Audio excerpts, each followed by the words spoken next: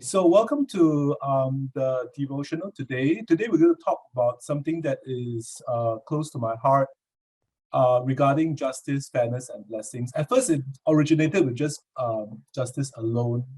Then it's like going down. It's like Alice in Wonderland, going down the bunny tunnel, and then ending up in a maze. So I found that it was really all related and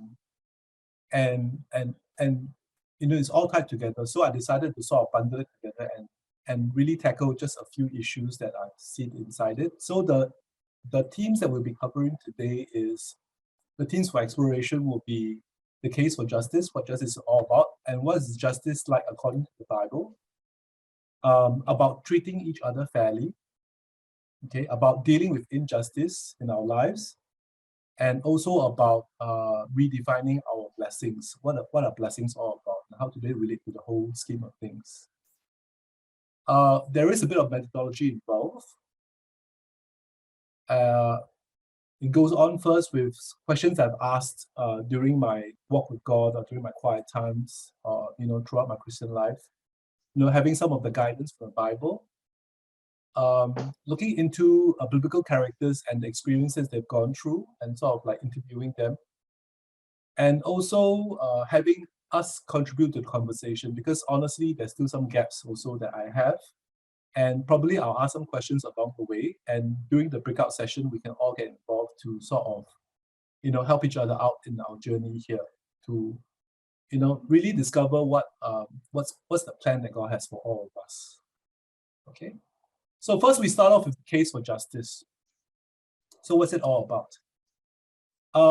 It started with a question. When I was a young Christian, I always wondered, how could a God who is just and fair allow justice into the world he created? I mean, you think about it, God is fair and just, right? How could he create a world that is prone to so much unfairness? The fact that we're born into different places, we're born to different families, we're born with different looks, and we're born with different set of talents, what we're good at, what we're not so good at.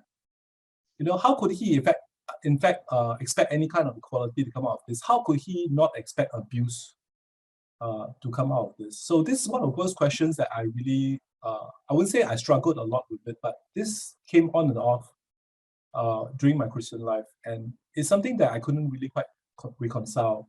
What does he intend to do about it? Does he have a plan in mind? Is he going to level out everything in the end? What role do I have to play, as a follower of God? All right, so we have established the fact that God is just. These are a few of the verses that talk about it, in Deuteronomy, where it talks about his works perfect, his ways are just, and God is faithful and without iniquity, just and upright is he. The fact that he's righteousness and justice is the foundation of his throne, steadfast love and faithfulness go before you. So this, we have established that. So what's with it? Now, let's look at the biblical justice according to the Torah. In the Bible itself, there are two definitions, there are largely two definitions of justice, or rather two terms that are associated with justice. The first term is misfat, which relates to legal justice and punishment. That means setting what is right in the courts, having a system of governance, and having judges, human judges, or even God as the ultimate judge. So that is one aspect of it. Okay, that's the judgment that we know, okay, in our human courts. All right, the other one is called Hesed, which relates to making right what is wrong.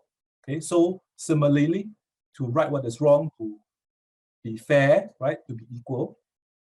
And it relates more to righteousness. Okay, so ensuring fairness and equality is not only in terms of the distribution of resources, but also in the treatment of others. So justice, in a sense, is a relational thing according to God.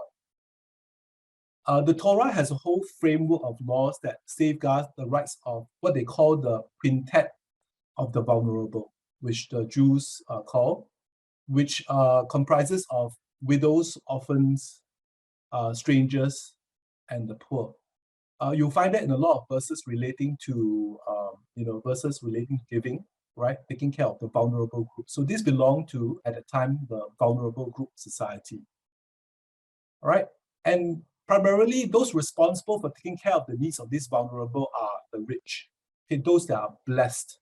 All right, we'll talk a little bit about that later. So what are some of these laws that the Bible talks about in the Torah that takes care of the needs of these group of vulnerable?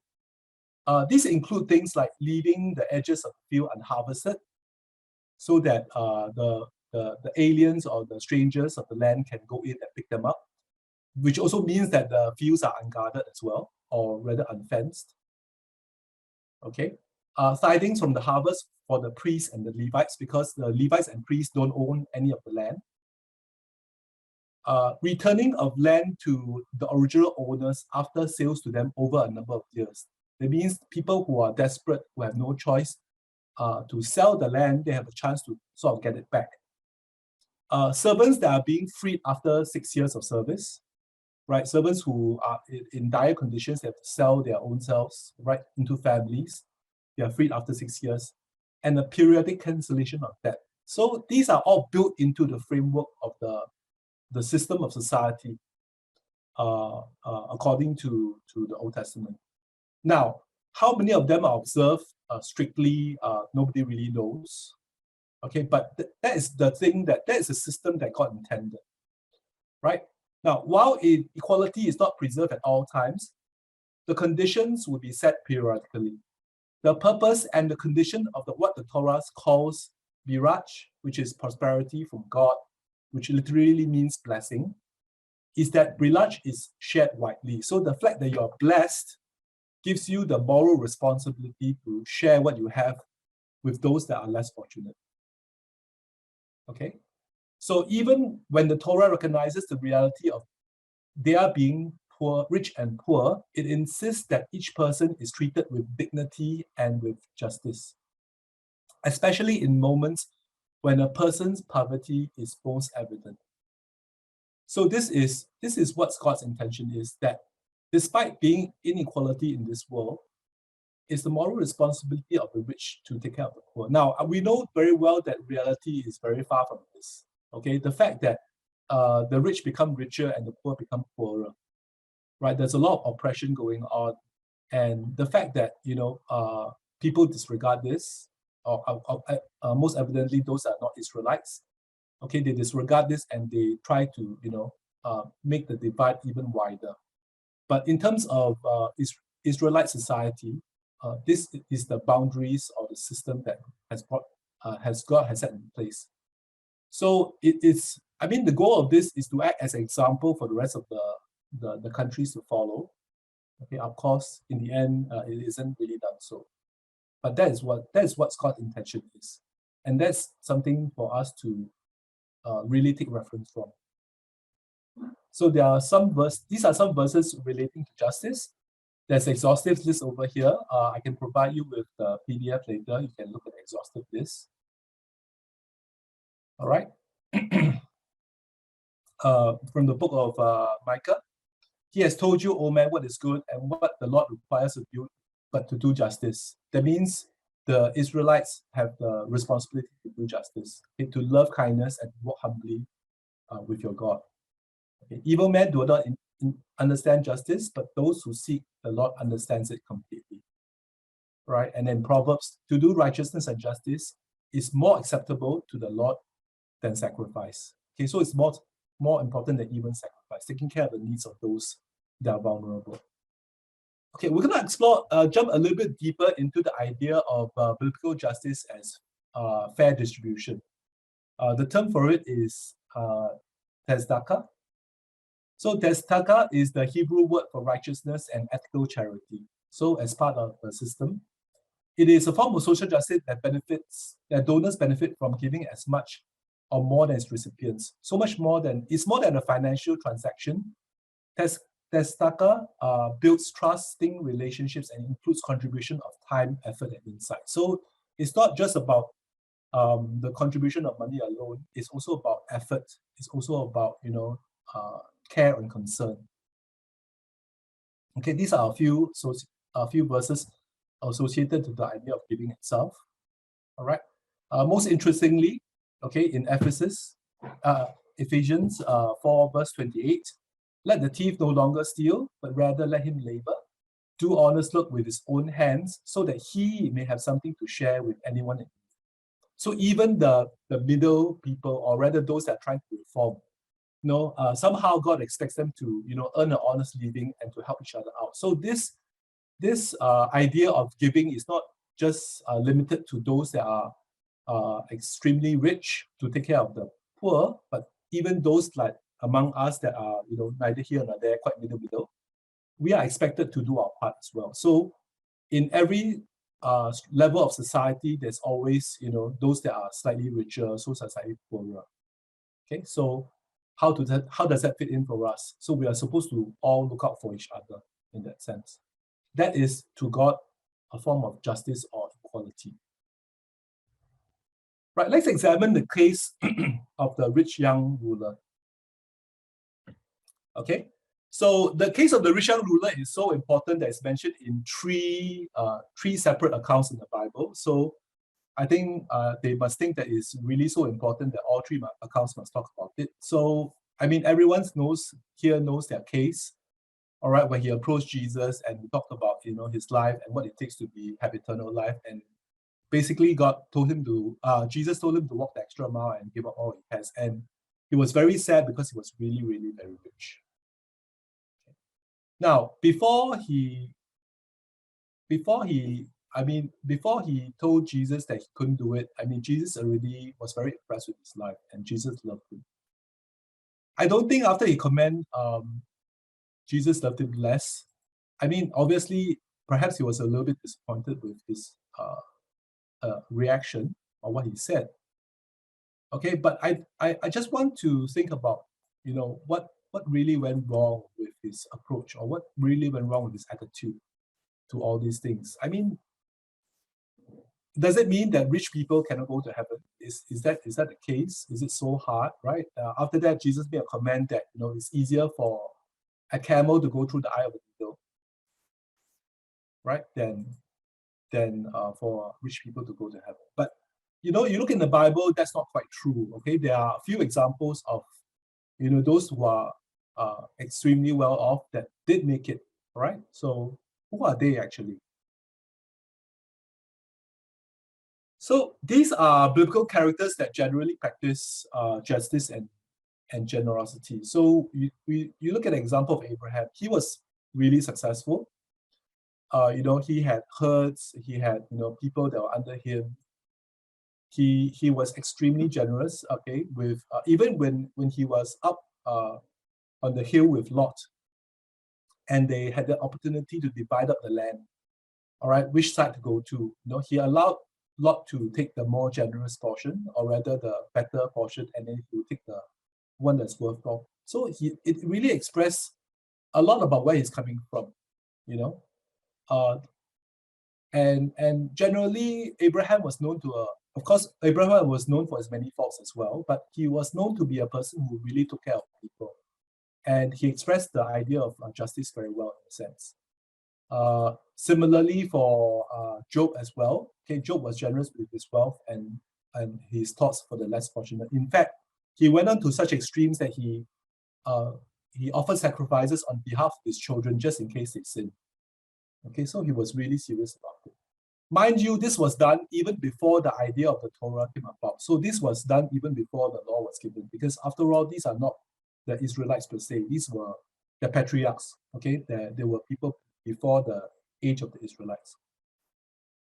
So, and even in the New Testament, Jesus referred to Zacchaeus as the son of Abraham because of the spirit he displayed, giving away half of his wealth. Okay, so for the first breakout room, okay, we're not going to break out right now. We're going to break out, after the lesson is done. We'll break out to 4 different rooms. You can choose the room you want to go to. Okay, I've named them differently. So the first one is called Justice. Okay, so later on, after the devotion, or rather at the end of the devotional, we'll break out into 4 rooms, and probably we'll discuss a little bit about, why was the rich young man's attitude different from the Old Testament characters like Abraham and Job? What quality sets them apart as advocates for justice and righteousness? So what did Abraham or Job did right despite being very rich? Has it got something to do with the confidence, or rather where the security lies? Has it got something to do with other things? What made them different from this rich young man, that Jesus approved of, that Jesus doesn't approve of? And the more concerning issue is that since we're no longer tied down with the obligations of the law or what God intended for his people, what should we do? What should we use as a guide for ourselves in terms of giving to them? All right, I'm talking about just in terms of financial giving. So where is the benchmark? Is it always like 10%, or is it a percentage, or is it this or that? This might be a good question to talk about. All right, I'll talk a little bit about the structure of the breakout room a little bit later on. So we'll just keep that in mind. We'll continue with the second part of this. Now, since the idea of justice, equality, and fairness is not only about financial giving, it's also about our relationship with other people.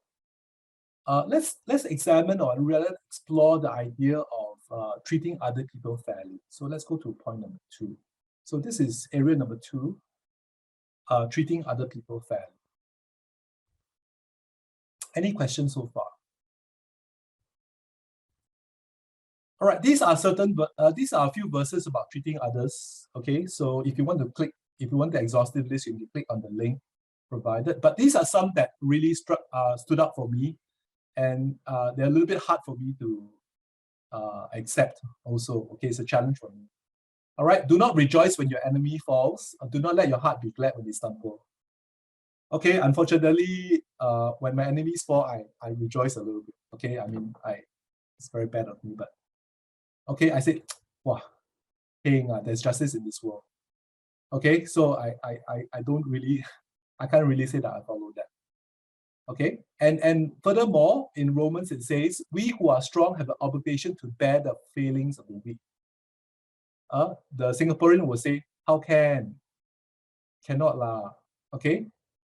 And not to please ourselves. Let each of us please his neighbor for the good to build them up. Okay, all right, so it's a challenge for me.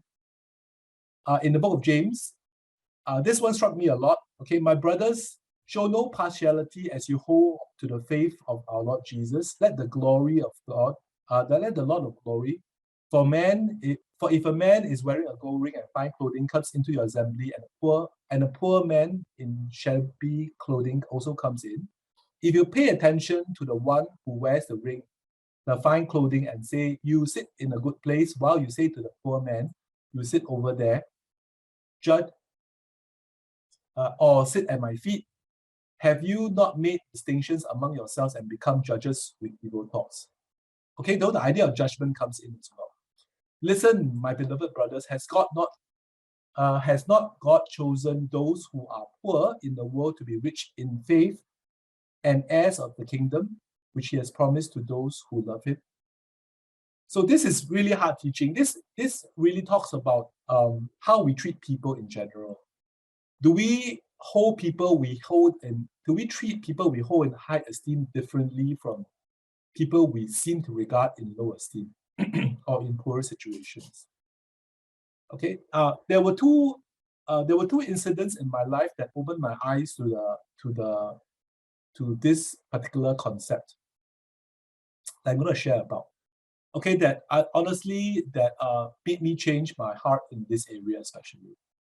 The first incident is when I met this person called Anthony George. Okay, so the way I met him is quite uncanny.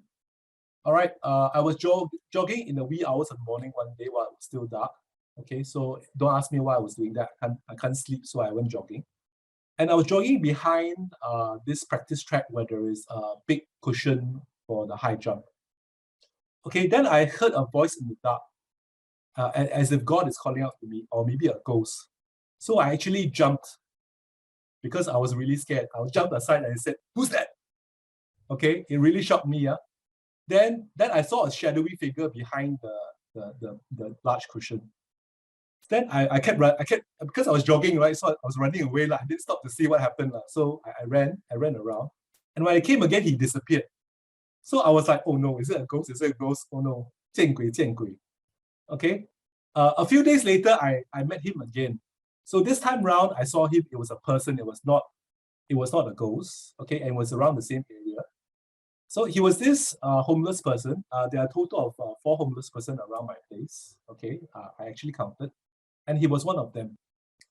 So I mean, because I jogged fairly often a few years later after that, so I met him every once in a while. I noticed that he had probably have a change of clothing once every 3 weeks, and then sometimes he'll be holding a bottle in his hand. I think it was so tempting to judge him. It was so tempting to write him off. But I made the attempt to sort of like reach out to him and talk to him, because in my mind I was thinking, oh no, God, are you trying to show me this rich man and Lazarus moment? Okay, him being the Lazarus and me being the rich man. What are you trying to tell me? So I thought, okay, let's talk to him and check out his story. What is he about? So as tempted as I am to judge him as a person, I did not. Now, our conversation didn't get really very far because, every time I said hi to him, we talked a little bit, and sometimes we would stop at traffic light and then I would just chat with him a little bit. There were quite a few times I actually invited him for breakfast or asked him for a coffee. He refused. And he didn't really ask me for money either. So every morning I would just say hi to him and we'll say a few words. And one day he showed me a bunch of cards that he had in his hand. They were his prized possession. He was Catholic, so he had some cards about Mother Mary and all. So, I mean, interesting conversations we had. But from him, I realized that honestly, he is a living person with an identity, and he has dignity. And honestly, no one could say that God doesn't hear him or listen to him, or no one could judge whether he had a relationship with God or not. And to write him off as just an alcoholic or a drunk or just a homeless person because he's lazy would be a judgmental on my part. I think that's the first experience I had with the homeless in close proximity, and to get to know him a little bit better. So that changed my perspective in how I see people that are less fortunate than me. Because honestly, I don't have all the information at all about anybody. So how could I draw conclusions about them? How could I, right? So the second scenario is when I went for a course with a colleague of mine, and we were in this room with a bunch of people. So I mean, as usual with courses, sometimes we network, so we talk to different people, here and there, chit chat, and then the course started, and then we were all like, running this program and all. I wasn't the trainer. There was someone else who was training. But we had a good time. Then some of them asked questions, and I thought the questions were quite silly. And then some of them were not IT savvy, so I was judging them all the way. But at the end of the whole thing, the trainer was asking, "Oh, by the way, how many of you are PhD over here?" Then all of a sudden, all of them raised up their hand, including the trainer himself. So my colleague and I were like looking at each other. I said, "Wow, we're the only." Then he was leaning over to me. "Hey, I don't have PhD. I only got master." Then I lean over. A master I also don't have. So, and honestly, the funny thing was that these are all ordinary people. Okay, sometimes as Singaporeans, I don't know about you, Singaporeans or me in general, sometimes you elevate the people you hear, wow, he master, he PhD, or he's this, he's that. Sometimes you get a bit scared and get a bit insecure because of all these things. All right, but honestly, these are all normal people, normal folks with their own quirks and all. Right?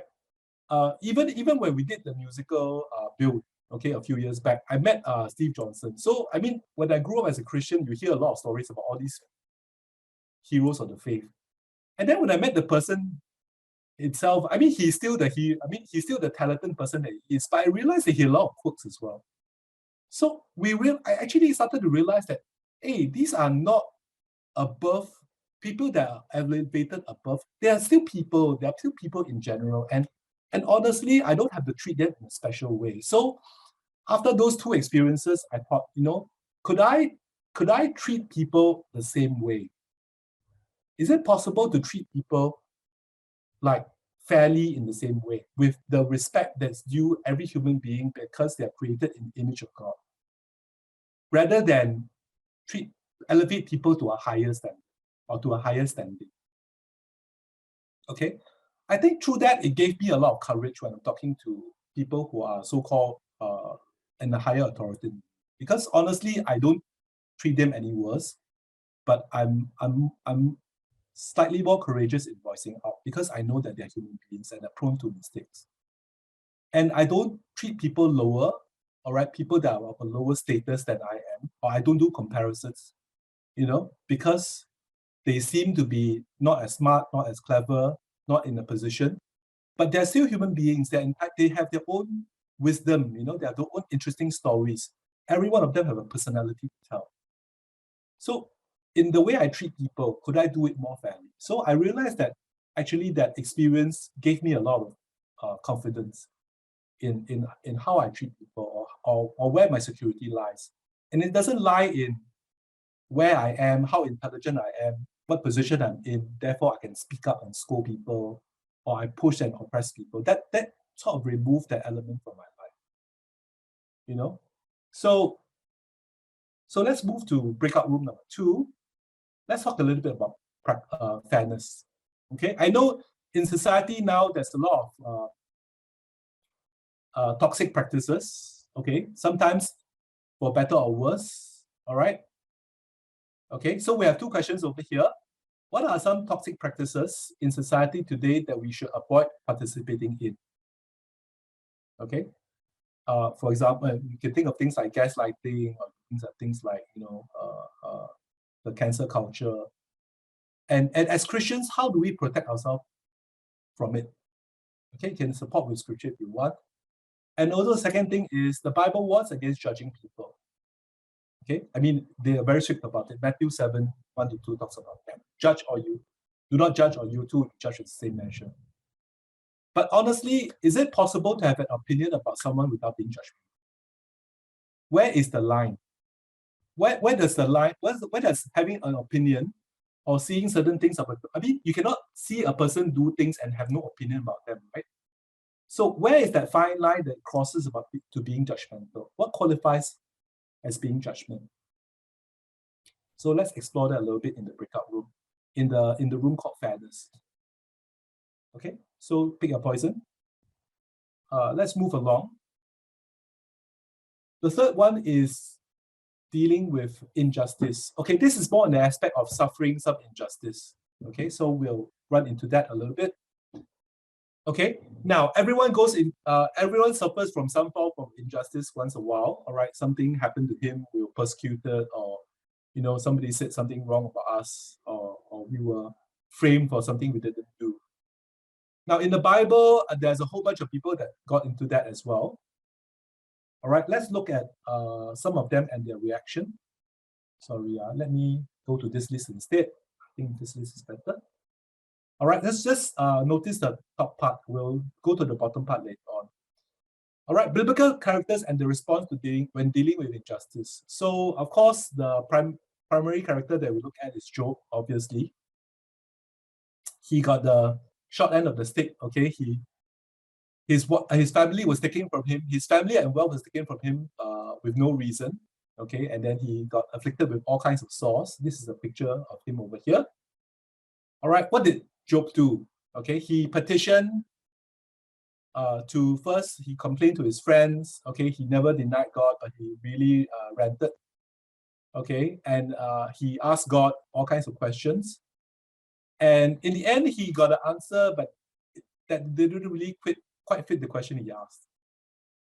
Okay, God went on to talk about how he created the world, and the fact that there are too many things going on, and to answer him, he wouldn't understand anything.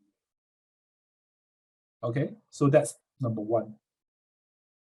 All right, David ranted to God in the book of Psalms. Okay, he ranted all the time. Okay, every prayer he had started with complaint. He was dying, or this and that. Okay, but every time he had the Psalms, it always ended with some form of hope. Okay, he found solace, he found peace in God. So honestly, for David, this went on for a long time. Okay, he went 8 years on the run. He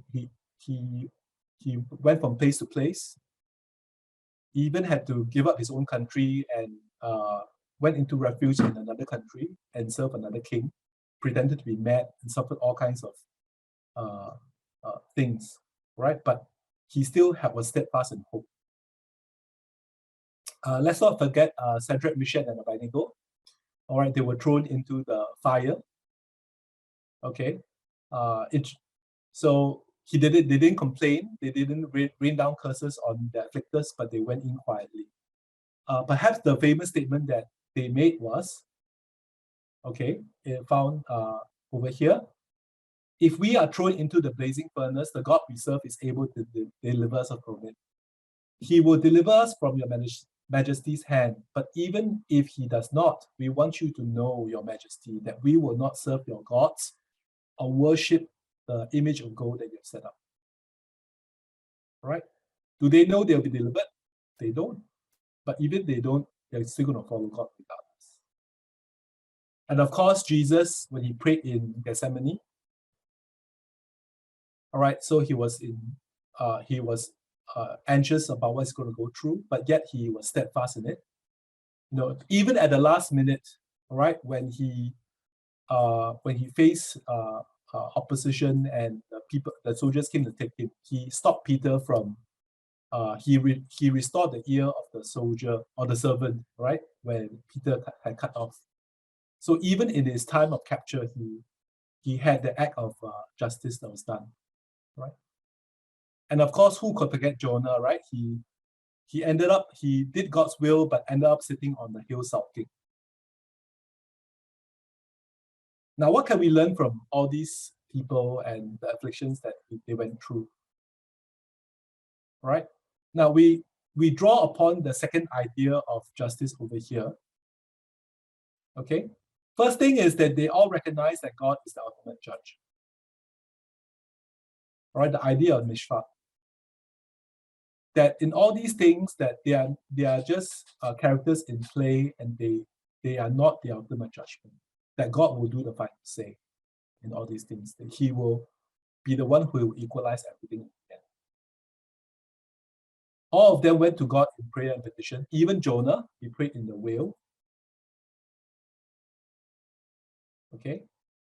All of them had an eerie sense of calm. You know, you don't see Shadrach, Meshach, and Abednego kicking and screaming. You don't see Daniel before he was fed to the lions, then kicking and screaming. They all had that sense of calm in them. All right? They were all comfortable that God might have other plans in mind. Ultimately, they understand that God was in control. But even if God didn't give them justice at the very day, in the end, they're okay with that. All right? Now, the sense that the fact that they all had an eerie sense of calm, this kind of a spiritual discipline takes time to develop. It doesn't come in a day. I mean, you know, I'm sure they, had a close relationship with God. All of them are, heroes of faith. And they had a strong connection to God. Now, sometimes I wonder, when Jesus prayed, okay, he had these long prayers and all. I don't know what he prayed about. Okay, I can imagine that his confession is really short. I mean, honestly, he didn't have any sin, right? So he wouldn't have much to confess. So he would be like, okay, God, yes, same as yesterday, no sin today. Still thankful. But what did he pray about? And how did he reconcile all the injustice that he's seen on a day-to-day basis? Maybe he prayed about that. Okay, maybe he dealt with his a lot of the burden that he saw, right, with the lives of the people, maybe he gave that back to God, understanding that God is the ultimate one who will bring equality in the end. Perhaps it's that. Okay, and besides Jonah, the rest didn't end up bitter. All right, of course, Jonah had his own idea of what justice is. To him, his idea of justice is that the enemies of the Israelites will be punished. Right, the Assyrians deserve a life worse than death, maybe some form of punishment. But then God had other plans in mind. So in that sense, if God's sense of justice is different from yours, is that okay? Sometimes we get carried away, especially when we're fighting for justice or we're fighting for a just cause. We tend to think that what we have in mind is always the right thing. But that might not be so. God literally might have somebody else in mind. So is that okay with you? Do you let God have the final say in all these things? Now, it's not to say that, having God have the final say is something that is passive in nature. Sometimes we need to actively pursue justice. But reflection is required, prayer is required, discussion is required to see whether the just cause that we have is really just at all. Okay, and leave the final judgment to God, and not leave in bitterness. Sometimes when we are struggle with injustice, all right, we sulk and we rant, okay, and we have experiences that trouble us for a long time. So honestly, God, I don't think that is the plan that God had in mind for all of us, that we suffer silently or in pain over the injustice that we suffer, or maybe but the perpetrator got away with it. So in your prayer, all right, to God, is there resolution in the end? Does it end with a glimmer of hope? Does it over time decrease in terms of your emotional turmoil? How does that look like? How does healing look like to you? So that will be room number 3, injustice. Okay?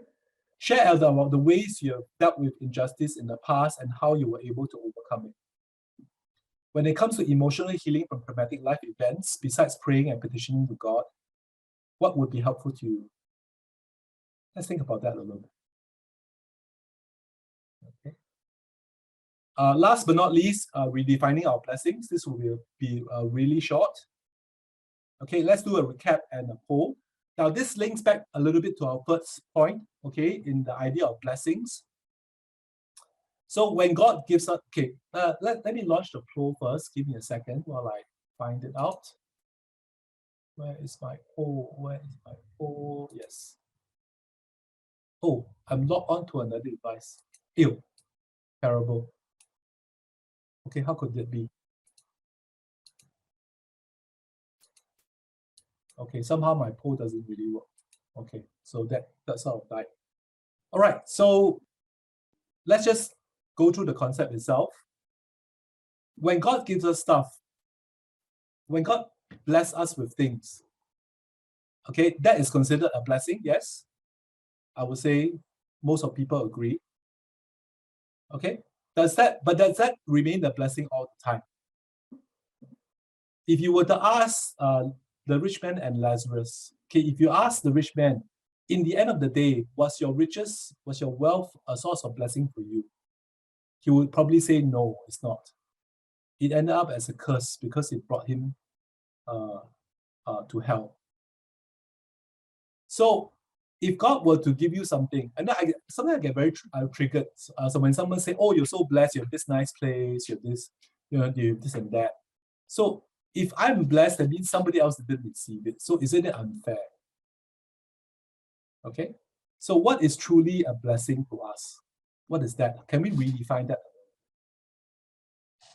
Okay. So consider the following verses when we think about that. All right. Okay. Each of you should give what you have decided in your heart to give, not reluctantly or under compulsion, for God loves a cheerful giver. Okay. In terms of giving, in terms of the blessing that you have, do you give back? All right, the parable of the talents in the book of Matthew, right? When God gives you something, sometimes he expects something in return. Right? Or the rich man and Lazarus, like what I talked about just now. Okay. So did the wealth of the rich man end up as a blessing to him? I find that, okay, when I draw my own conclusions in the matter, I have a point of view. Okay, you might or might not agree with that, but I think sometimes when God gives you things, it only becomes a blessing when you have proper stewardship. Tying back to the idea of what God has given to you, or given the rich, they expect a little bit in return to help out the poor.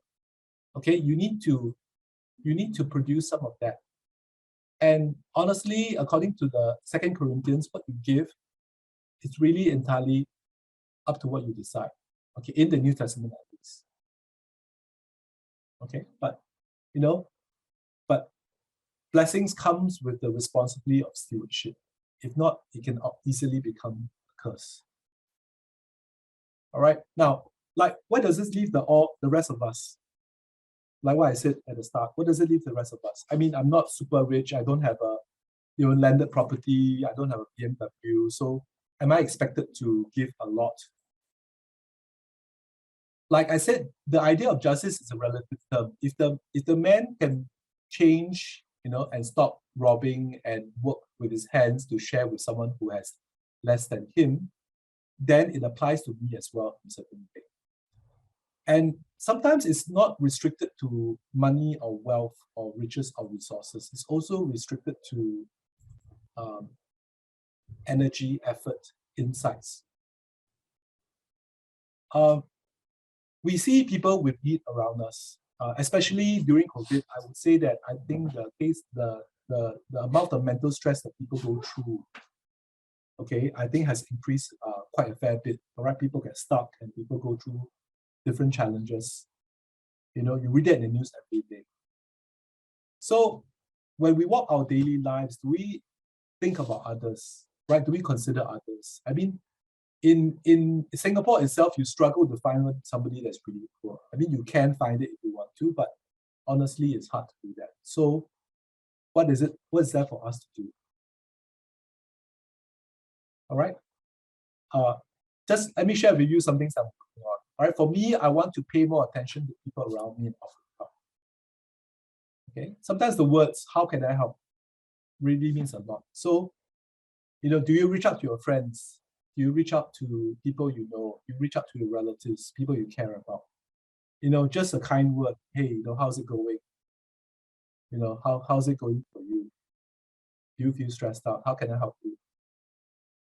And honestly, the other direction is true as well. So if you feel weak, if you feel challenged, if you feel like, oh, I'm not getting it, or if you feel like the world is closing in, do you ask for help?